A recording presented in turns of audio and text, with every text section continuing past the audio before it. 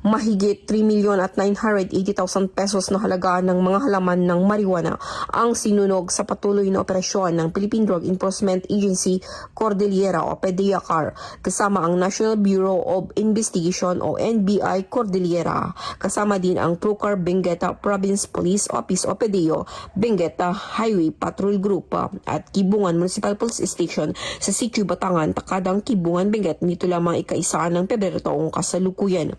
Isiniwalat sa operasyon ang 4 na magkakahiwalay na plantasyon na sumasaklaw sa 2,050 metro kwadrado na nagpapakita ng pagtataniman ng humigit kumulang na 19,900 ganap na lumaki na mga halaman ng marijuana.